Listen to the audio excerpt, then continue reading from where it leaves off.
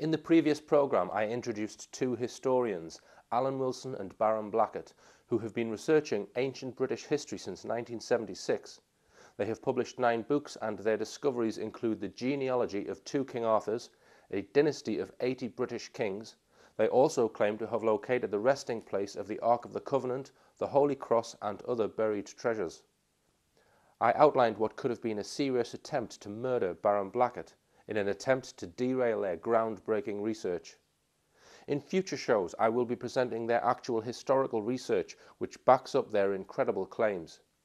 However, attempts to discredit and smear these 2 researchers go back to the early 1980s. I have decided to document these smear campaigns in this programme, and also the corruption they have endured in the next programme, before moving on to their actual findings in the 4th programme. In the early 1980s, Wilson and Blackett were living in Cardiff, and after publishing their first 3 books about Arthurian history, became aware of letters being posted out by historian Geoffrey Ashe. Just tell us about Geoffrey Ashe. Where does he come into this? Well, certainly in 85, we... 1985. 85, yeah, it can't be 2000. We went up to London, and there was a lady who was friendly with a man named Victor Brand, who was a publicist. And so we went up to meet Victor Brand.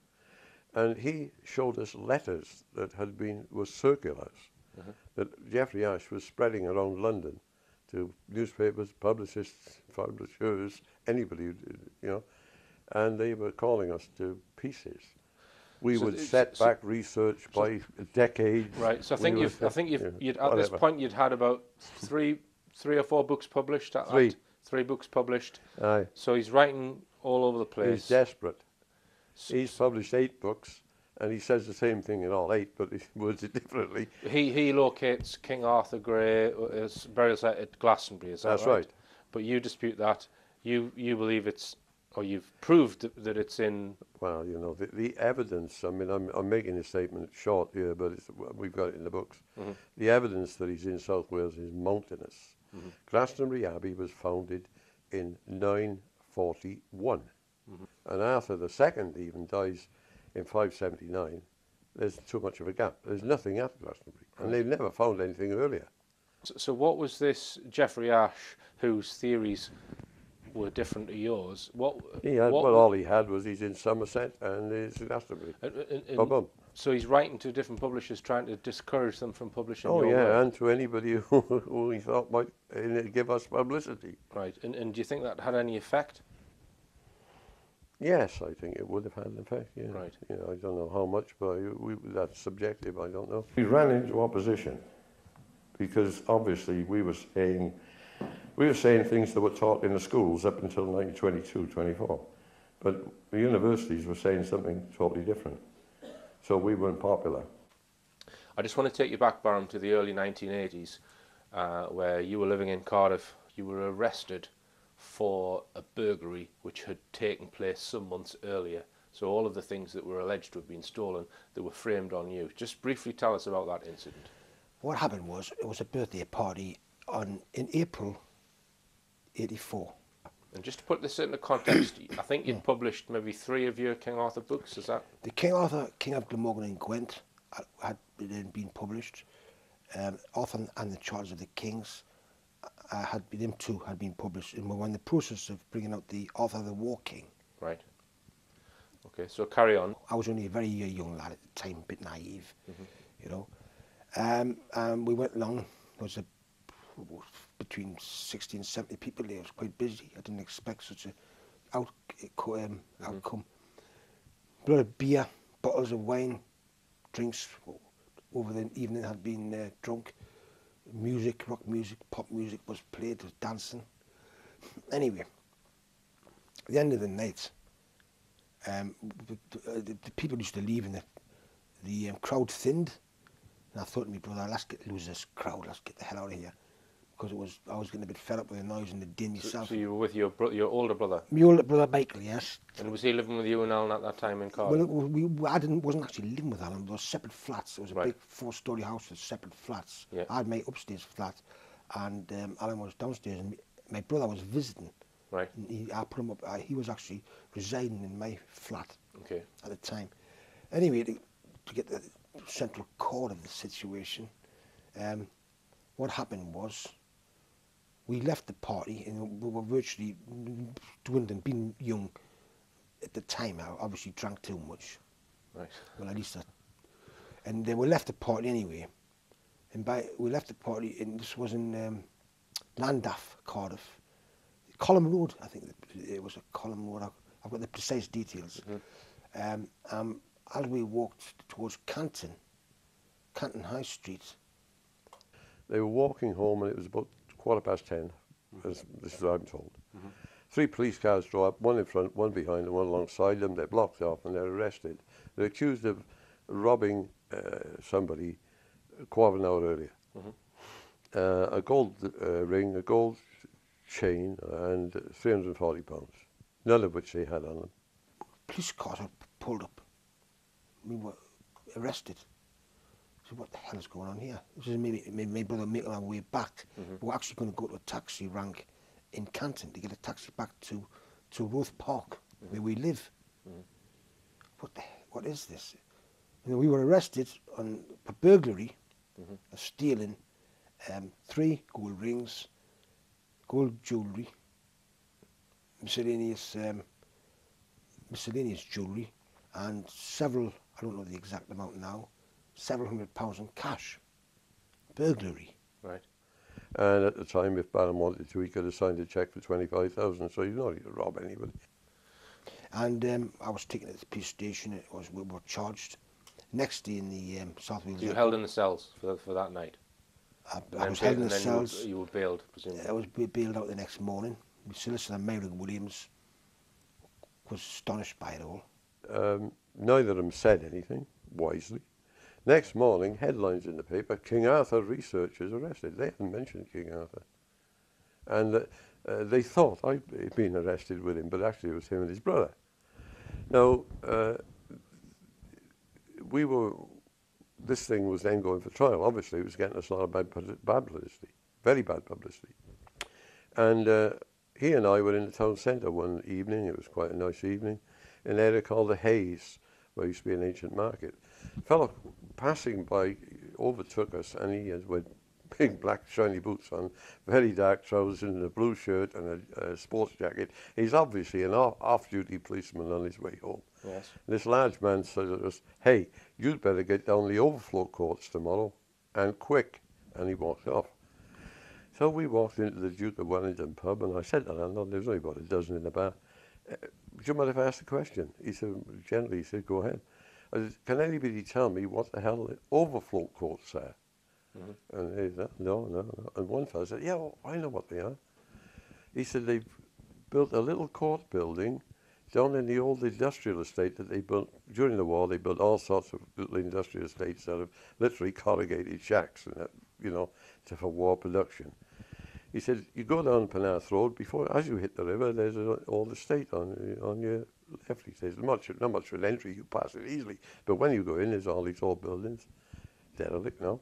He said, "They built a Crown Court down there." So they go, "Hey, I didn't know that. Nobody knew that. Hey, whoa, when is this, Next morning, 8 o'clock, we're in the car, we're down there, you see. There's the entrance to the old estate. We drive in the windy road, get up. There's that lovely, small Crown Court building. Yeah. I live in Cardiff all my life. I didn't know it was there. Nobody did. Right. The fellow in the bar said that's where they put cases where they don't want any publicity. Right, okay. Because the other 8 Crown Courts are up in the city centre. There was a case on. Mm-hmm. And 2 guys were on trial for a number of thefts. Mm-hmm. We spoke to the defending solicitor, and they were on trial for stealing the gold ring, the gold chain, and the £340 from this same person, only they'd stolen it 3 months earlier. And they'd been arrested and the loot recovered within 24 hours. And all these items were then locked in the police safe in the Canton police station. So it's obvious that the police are duplicating it's a phantom crime. You get it? 2 men were arrested for the identical crime. The courts, which are basically kept clandestine from the mainstream courts, in other words, courts that they don't want any publicity shed upon, it was the overflow courts. They call them the overflow courts, and that was on the outside of, just on the outskirts of Cardiff. It was thrown out of court eventually. We went there before Judge Rutter, Judge John Rutter, incidentally, and the jury were called in, 12 members of the jury, and there was 6 police officers against us. It was only me and my brother at the time. And I explained the situation. The judge was thought it was a farcical, described it as farcical. The jury went into deliberation, and the whole thing was kicked out of court. Right, but they got their story in the newspaper to smear you, though. Oh yeah, Even though you were completely there was innocent. bedlam in the court. You know, we were called. Barron was called in and asked, "Are you accused of a sex crime or what is it?" and so on. They recalled the other guy and said, "Have you been robbed twice?" And he said, "No." And there was bedlam. But they still proceeded with the trial against my colleague and his brother. Yeah. Knowing it's a phantom case. And there was various other things occurred at that time. Is that when you had your car stolen on the morning when you were going to go to the court? I went out, I was going to check the car. Went up front, the car's gone. Now I had a bicycle, one of these motorbike chains on the steering wheel and a crook lock. And you couldn't move that steering wheel 1 inch either way. The car wasn't there. So I just phoned up for a taxi and we got a taxi. You see, if you get there, if you've been late getting there, right? If we had gone out late to look, well, where's the car?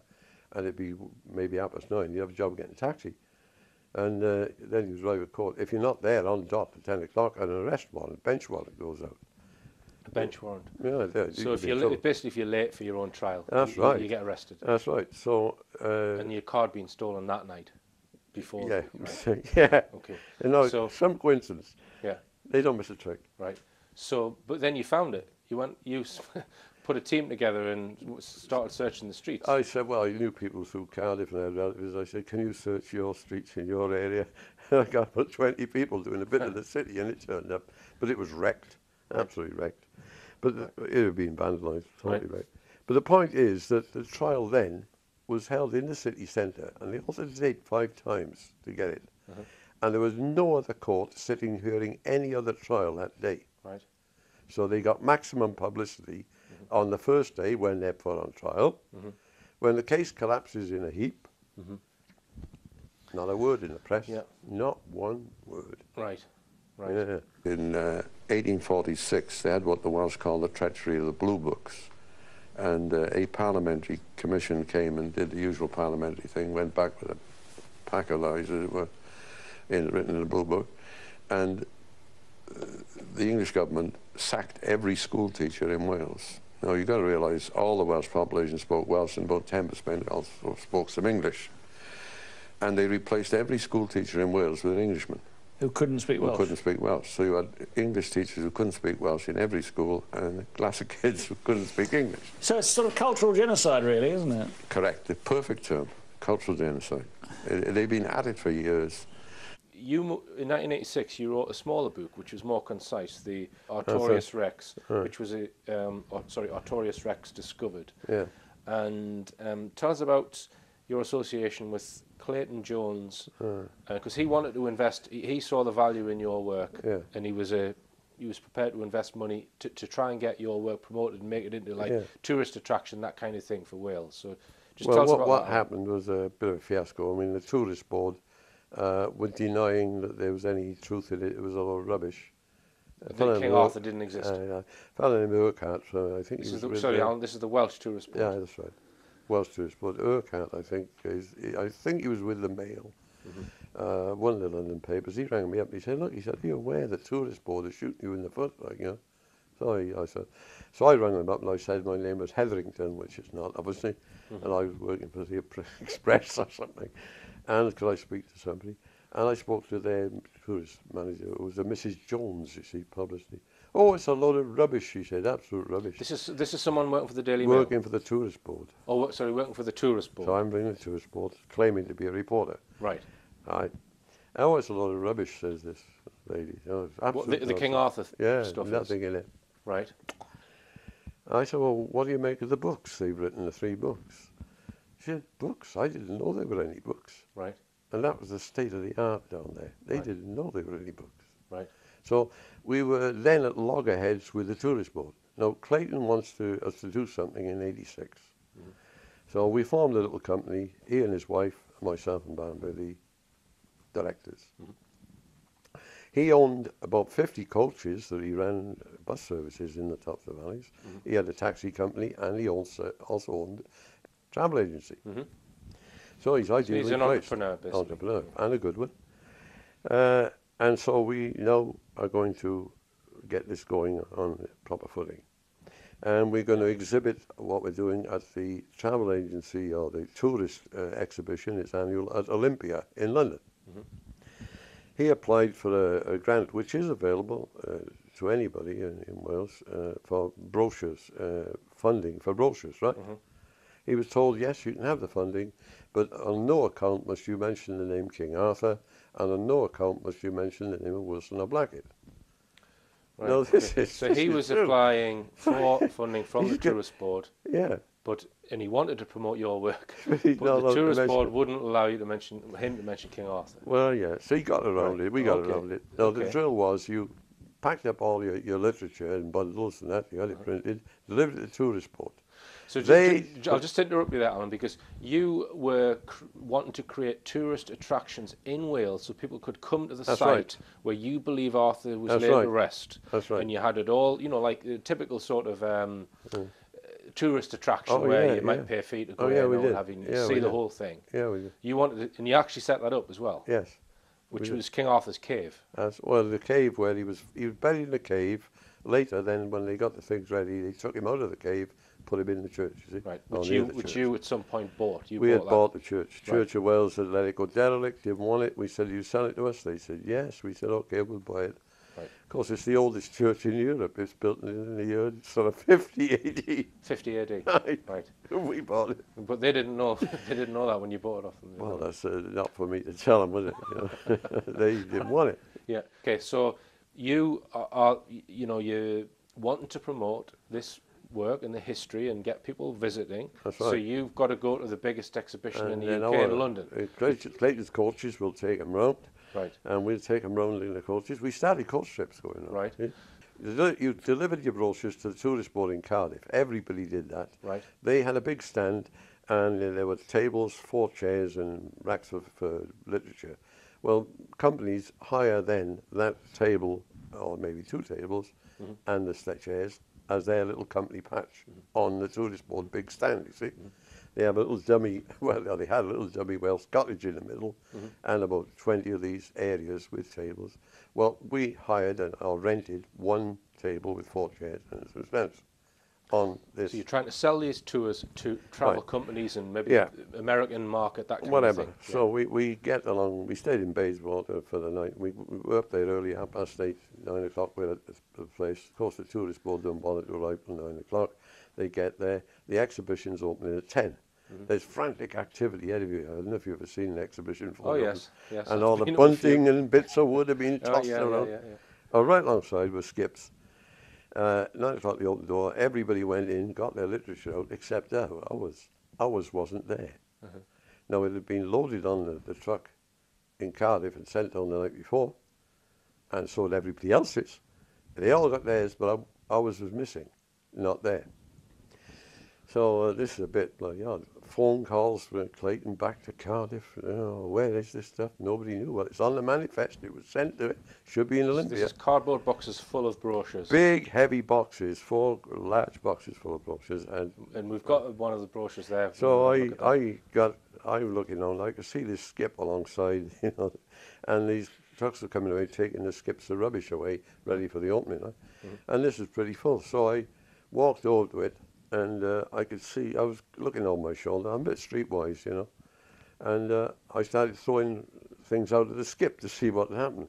And there were faces glued to the windows of their little Welsh cottage office, you know. I'm on here. I got into the skip and I'm throwing the rubbish out. You know, I'm a nice new suit on, I got a brand new shirt and tie, I'm dressed to the nines, I'm inside the skip throwing the rubbish out. Yeah. And of course, the workmen came up, what the are you doing? You know? Yeah. I don't think that. People are gathering round, lunatics. And there, in the bottom of the skip, Right. were 4 large, well-wrapped bundles of brochures. They'd escaped out of the tourist office at night and hidden themselves in the skip, and they were trying to escape from Olympia. So I called my colleagues over and we got these out, took them over to the stand. The bastards. Yeah, the bastards, you got it right. So now, out of the tourist board office comes this large man with a big black beard, black hair, and he comes over to Clayton Jones as if I'm not there, my colleague. He said, you get these 2 off this stand. No, I'll give you 2 minutes to get them off or I'll throw them off. So Williams, No. who's Williams? He's this guy from the From the tourist board. tourist board. Right, so he's He- trying to get you out of the He exhibition. wants us off. So hang about, we've rented that space. We're directors of the company that's rented it. Pardon me, it's ours. So he turns to stride back the office. So I went after him. I said, hey, you, come here, you. I said, you want to throw me off, you try it right now. Of course, I'm younger then, I've got to pop him, you see. And he ran and shut himself in the office, he wouldn't come out. Right. So with that peace reign then, we just got our brochures in the racks and carried on. Right.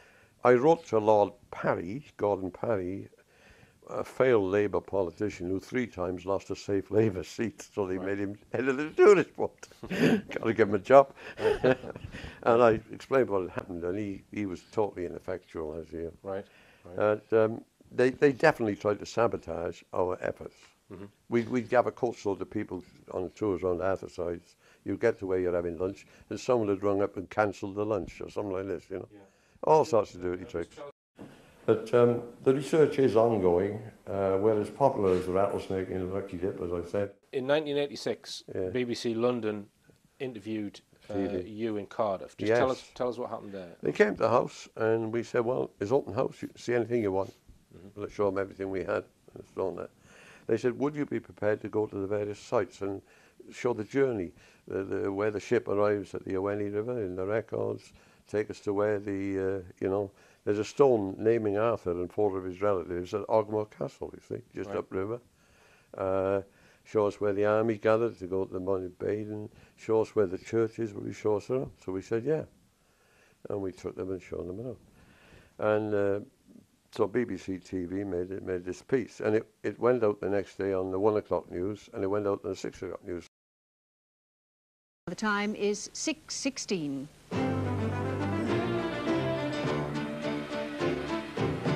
In common with most historians, the 2 men believe that Arthur was an authentic king of Britain who gave rise to the legends of Camelot, the Sword and the Stone, Guinevere, and the Knights of the Round Table. Laurie Mayer reports. The apparent proof that King Arthur was man, not myth, is kept at the bottom of a garden in Cardiff. This ancient sword-shaped stone inscribed Rex Artorius, King Arthur, comes from what's claimed to be the legendary king's last resting place. The stone is said to have arrived by boat up the Owenny River near Bridgend 1400 years ago. In their lifelong quest for the real King Arthur, amateur historians Alan Wilson and Baron Blackett have put their interpretation on ancient manuscripts. An impeccably authentic manuscript of the year 822 tells of the body of a very important man with a stone being brought up this estuary. This is the secret burial of Arthur. The delivery of Arthur's body upriver was, so the story goes, kept secret because his son was too young to succeed him. According to Wilson and Blackett, this is the very cave where the body was temporarily buried. They point to signs of a square-cut grave hewn by hand from the rock. They claim the local church provides evidence of Arthur's family links with the area. Burial stones they regard as vital clues in their historical detective work. And this is the stone of Paul, son of Myrick, a brother of King Arthur. At Ogmore Castle, just down the road, they cite another stone actually naming a King Arthmail, which they translate as Arthur. Wilson and Blackett have now filled several volumes with their exhaustive fieldwork and research, a mass of evidence from so many sources that even academics find it hard to contradict. This bleak hillside, 1,000 feet up, marks the end of their quest. In a church they describe as the Westminster Abbey of the Dark Ages. Wilson and Blackett claim it's cost them their homes, their jobs, and £100,000 to find this spot and say with confidence that here lies King Arthur. Half Britain was waiting to see it, and at 9 o'clock, 10 o'clock, they scrubbed it. Right. So... You know why they scrub it, don't you? Right, well, tell me. Well, they don't want people to see it. So they'd done this article about the various King Arthur sites. Aye. But they phoned up Alcock from Leslie our Alcock. House. Aye. Who's just remind us who he is. Leslie Alcock was a second lieutenant in the Indian Army in 1939. He had 3 weeks leave. Instead of taking the ship home to take 7 weeks, he took his 3 weeks leave, went to Mohenjo-Daro, where Mortimer Wheeler was digging up the ancient city of Mohenjo-Daro in Pakistan. Right. He then came to Cardiff University, where Wheeler had been before the war, and said, I was at the dig at Mohenjo-Daro. He didn't say he just spent 3 weeks there. Yeah. And I'm an archaeologist, see? Right. So they gave him a job in the archaeology department. He's got no qualification in history or archaeology. Right. In due course, he became professor. No qualification again. Right. And for 7 years, he took Cardiff University over to Somerset, digging up Cadbury Hill, because he thought it was Cadbury Hill was King Arthur's hill. Right. But he does say in his book that all the names on Cadbury Hill that might purport to Arthur and so on were invented and forged in 1536 by John Leland, the King's antiquary. So in other words, he's wasting everything. So this is he still going then, Leslie Alcock? He left Cardiff after damaging everything like that and wrecking. I mean, King Arthur is a Welsh king, you know, in Somerset. So the BBC obviously wanted to get... He went to Glasgow. And, right. Okay, so when the BBC came to you in Cardiff... They were trying to get the lowdown. 86, they were trying to get the lowdown, as they do, but they then wanted, obviously, a critical eye, and a critical expert, shall we say. Yeah. So they rang him up. From my house, says, yes, right, let's have the other side. Oh, yeah, they did. Let's have the other side of the story because we've got to have some balance. Well, and we've got to have the other viewpoint. And so he then spoke on the phone. Was that part of their TV we were program? all there being quiet, and he said that the inscriptions on a stone were obviously forged because the lettering was all wrong. So they shut off then. They were there 2 days. They went around the Welsh Museum and other places, and they looked at a stack of ancient stones. So they came back to the house. Can we phone him again? I said, be my guest. And they phoned up Leslie Alcock and they said, look, we've been around the Welsh National Museum, we've been to other museums and places, we've seen a lot of stones, there's nothing wrong with the lettering that we can see. Yeah. Said, well, that proves it's a good forgery. Right. Before it was nothing like the lettering, now So it's that just identical proves to it's a the good forgery. And everybody was falling out laughing. Right. So do you think these BBC people who came to your house had good intentions? They were just genuinely interested? Definitely. Right. Definitely. But their report was then pulled from the later news items? It went on the 1 o'clock news. It was widely received. Phones were ringing all over the place. It went on at 6 o'clock news. And half Britain must have been waiting at 9 o'clock and 10 o'clock. And they pulled it. And they showed a piece on Sarah Ferguson squeezing herself into a tiny little aeroplane to have flying lessons instead. There we go. Yeah, well, I want to see that. Oh, yeah. What an edifying sight. Bum. Tell us about the So remind me, there was a case where you had books that were being stocked by bookshops in Cardiff. Yeah, well, we were selling quite a lot of books in Cardiff at first. And Tony went in, he saw Mrs. Bennett in Lear's, which later became Waterston's. A biggest shop in Cardiff for books. What year are we talking about? We're talking about 86, when we published the fourth book. Books. Yeah. And they sold 500 books in no time, like, you know. And she said that MI5, 2 guys came in claiming to be MI5, and I told her that she shouldn't be selling any of our 4 books. And threatened rather aggressive. So she said, I put them all down in the cellar. I said, well, people come in, they see a book on the shelf, I said, they buy a book, in the cellar's no good. Yeah. Unless they ask for it. But I mean, then how does that work? Dylan's opened up. Will an MI5 person do that? Say I'm say not- that they're MI5? well, yeah, I don't know. So that's what she's told you? So Dylan's opened a bookshop near the new library. I went in and I spoke to the assistant manageress. I think her name was Mrs. Jones or Mrs. Davis, right? And she took 17 books. I went back 3 days later, they'd all sold. But she was in a panic, she was like this. Right. And she said, oh, come on. So I went out of the shop into a little arcade around the corner. It was raining.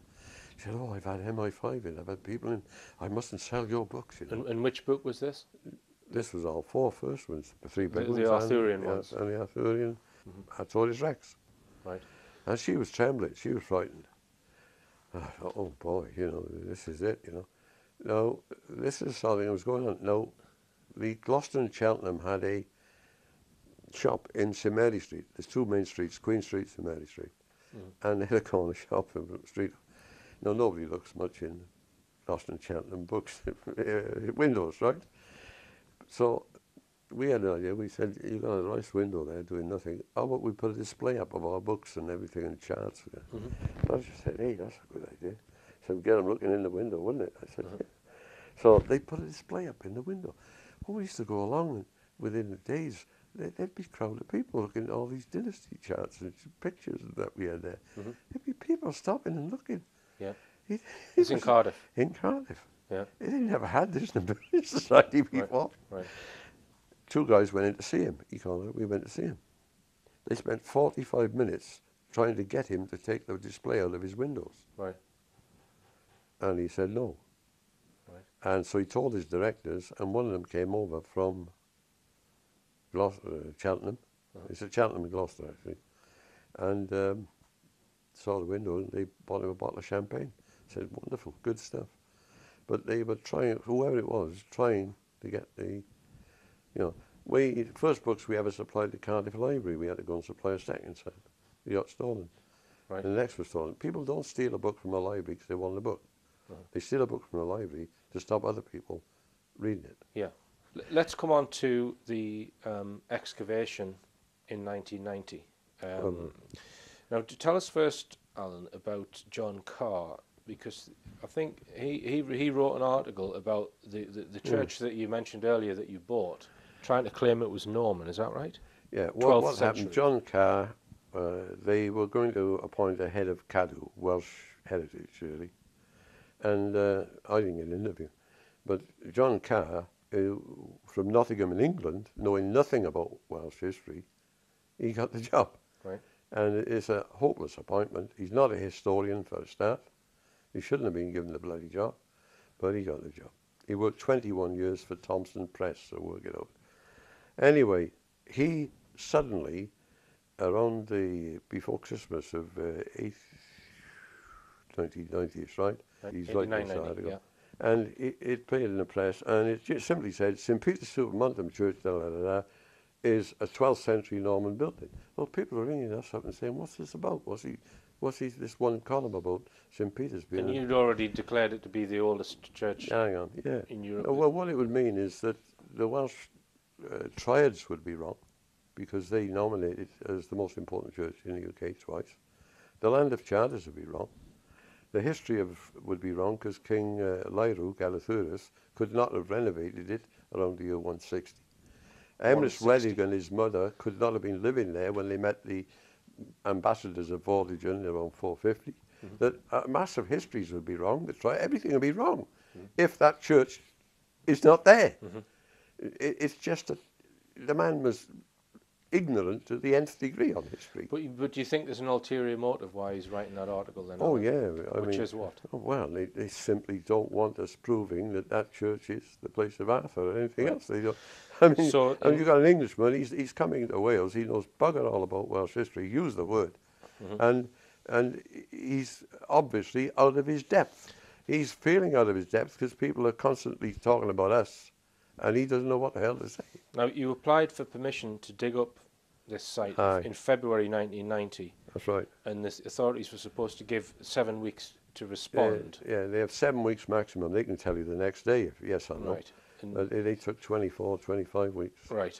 And so you didn't start the dig until late summer because of that. Yeah, we had angry meetings with members of Parliament about it. What the hell's going on? They were trying to stop us doing the dig. Didn't want to be proved wrong. Right, and this is where you found the King Arthur burial cross. Yeah, the cross is there. Just tell us about the cross, Alan. And Richard Melbourne found it. Richard Melbourne. Was he an archaeologist? No, he's one of the diggers. It's just here on the table. It's on there. Some, Yeah, you want to see it? Can I touch it with my hand, Alan, or do you Yeah, rather you can not? touch it with your hand if you like. Right, It's okay. Right, so tell us, Alan, what it's made from, because you've had it independently, scientifically we asked- analysed. Yeah, we wrote to the National Museum of Wales and said, will you analyse it for us? No, if we're supposed to be forgers, we're not going to do that, are we? Yeah. We asked them to analyse it. They refused to analyse it. Some English archaeologists there refused to analyse it, okay? But it's electrum, which is 79% silver, I believe. Yeah, so we took it to the largest and most reputable company in this sort of business who do all the work for the oil companies and everybody else, and they've got all the systems there, and they have all the necessary tables and records historically, which show what the mix of various impurities would be in certain eras. You follow me? Sure. And they've tested it for us. And there's a man on a horse. You can pick him out in the middle. Oh, in the middle there. Yeah. Well, the funny thing is, it looks like he's there's carrying an a ancient gravestone of a king of around 400, right, in the Landock Cemetery. And one part of the sort of embellishments shows 5 heads on the one thing, and the central one is wearing a crown. Another shows a man on a horse, which appears to be identical to that, but that's Arthur, supposed to be. On this cross here, that's King Arthur. Yeah. Should be. Is that King Arthur well, 1 we think it should be, but it doesn't say it is. Is it King Arthur 1 or 2 though? 2. King Arthur 2. Yeah. So, you know, the Landock Cemetery stone also has the same sort of a man on a horse, you know. Yeah. So we that's the best we could do, you know. So now we found the entry to the crypt, but by being delayed through a marvellous spring and summer, it's a very exposed place, this hill. It's about 900 feet high and it's straight down the Severn Atlantic in front of it, right? Well, you get sudden storms there and you get a storm, very windy and terrible, bad weather. The site was hit by a 100-mile-hour gale. Wrecked the Teds, wrecked everything. Then it was hit by 2 70-mile-hour gales in the next 2 weeks, and that was the end of the dig. But we got 5 feet down the shaft to try and get into the crypt, you see, 5.5 feet. And Pete Summan and and we got little rods of steel, which we could buy, steel rods. We tapped them down with a mallet, and they all went down to the same level, and they were hitting a flat surface, which sounded like a stone, you know. So we think there's a slab stone. We believe there's a crypt there, because this shaft is not there for nothing. Which you think? There's a shaft, there's clearly a shaft about 5 feet by 5 feet. So you think the body of King Arthur's in there? Could be. Was that King Arthur 1 or 2? Be 2. King Arthur 2, right, okay. King Arthur 1's in Warwick. But because the dig was wrecked, you'd run out of money, had you? Yeah, so you couldn't actually excavate the rest of it. I mean, is that not? Has no one been back there since? It was wrecked. There were huge storms. It was battered to pieces. We put a 6-foot fence around it, which you can legally entitled to do, as long as it's within 1 yard of the walls, you see. And we put a lovely steel gate on it, and that's been torn down and removed. Been torn down and removed? Aye. Right. What, by vandals or? Farmer, right, okay. So what's the situation with it now, Alan? Is it just, it's not, no one's actually gone back there and excavated it then? Well, we haven't got the money to do it. I mean, someone should. So if... There are a number of excavations wanted in that vicinity, and we've got the only pulse style that I know of in Britain.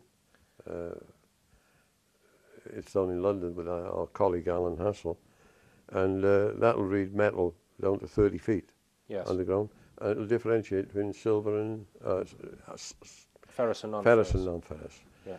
And certainly there's a lot up on that hill, hell of a lot.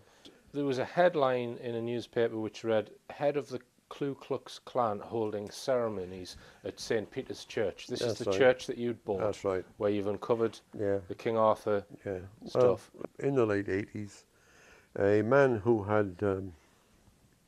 you've got to realise the Martin Luther King the episode, and the blacks finally getting the fair play in America was on. This fellow had been taken to America by his parents when he was 6 from the Mustang Rally.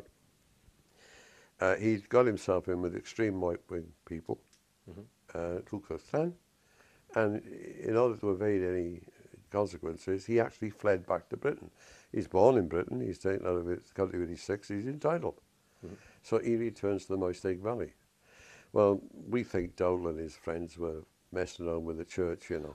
This is There was Gareth, also- Gareth yes, Dowdall. Gareth Just Dowdall. remind us who he is, Yeah, Alan. he's the secretary of the Glamorgan Gwent Archaeological Trust Company Limited, which is stealing all the money. Who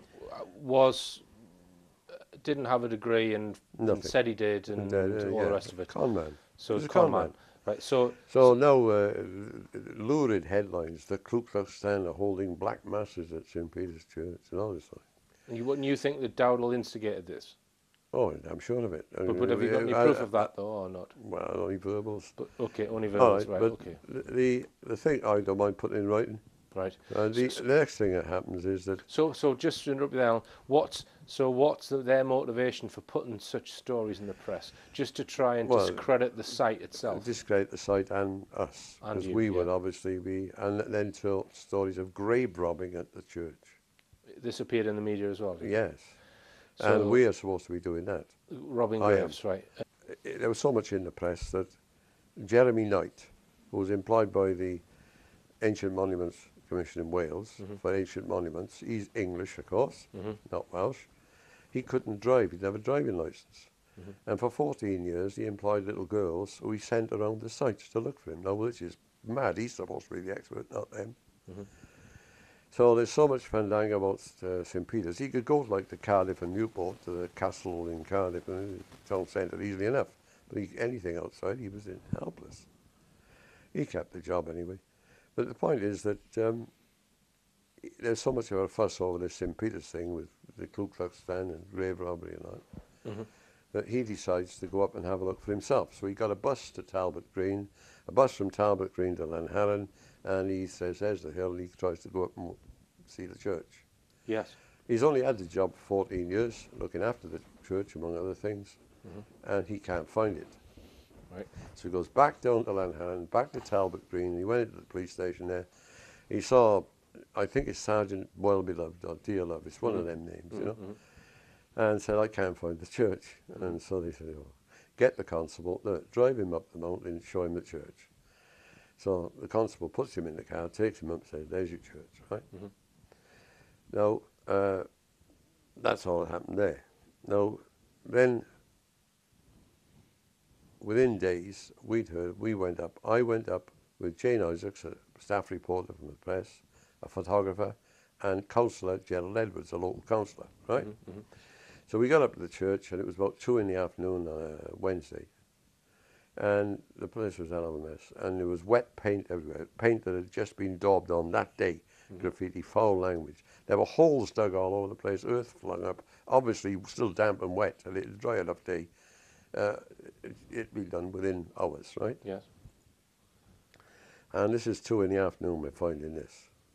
So this is shortly after you knew that this other guy had been there. Yeah. What was his name again? Jeremy Knight. Right. Now, so the ancient monuments has been up, look, we've been up. Now, it transpired later that a friend of ours, Willie Laird, had been up the mountain that day, and he'd seen 3 people at the church early in the morning, 9 o'clock-ish, including, and they appeared to have tools with them. And because there were stones smashed and hammer blows, you know, all sorts of things, real damage. And he identified one as Dowdall, right? Right. Now that afternoon, Gareth Dowdall.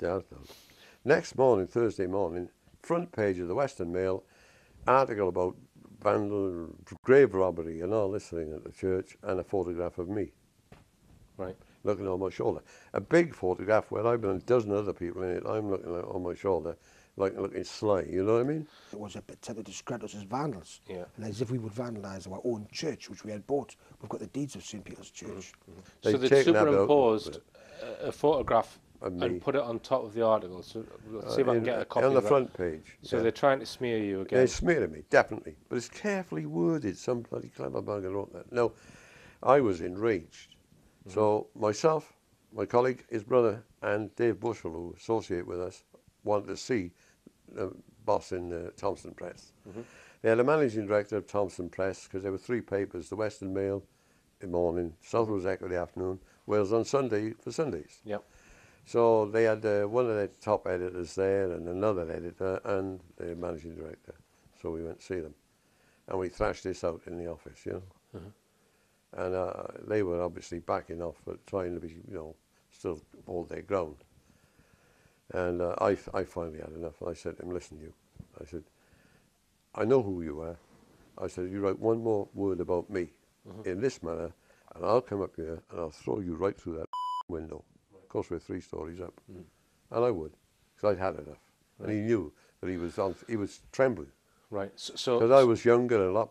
Yes. So Alan. So just it finished up. interrupt you. They never did it again. No, but No, what do it turned out at but the why are meeting, they- what it turned out at the meeting is when I was at that church with Jane Isaac, Gerald Edwards, the photographer, at the very same time, their reporter in Swansea is being given the story about me damaging the church by Gareth Dowdall at the very same time. So They didn't check it. So from what you're saying, it seems Dowdall has links with various people, including the media, including Yeah, the he's local got the media. money, hasn't he? Right now, so Dowdall has some story, or whoever set this up, He and the did. press just bow Swallow down to it and swallow it. Swallow it. Yeah. I mean, do you think is he a Freemason, or is there any?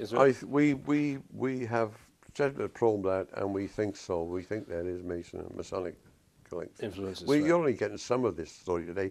It give you for a week if I tell you a lot. Okay. So I threatened the Westermill in no uncertain manner. Right? I said, you'll have trouble that you never bloody imagined. You write one word about me again. I threatened to throw him out the window, which I think I would have. And so that really put the end of that.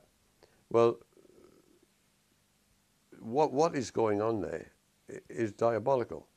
They had turned, it said police swoop on church, police raid swoop on church. They turned Jeremy Knight's being taken up there by the village constable into a police swoop and raid on the church. You see, that's what I'm trying to get at. Yeah.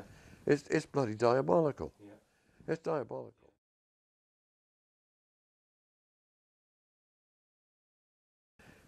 Around that period, in that era, they had the introduction of the first Freedom of Information Act. Britain was threatened, you'll be out of the common market if you don't have some freedom of information.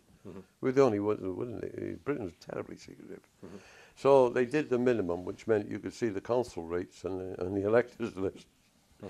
But on the morning, the date this was due to come into force, right? You actually see something. We checked up with the planning department of Mid Glamorgan County Council, where these sites are. We lived in South Glamorgan.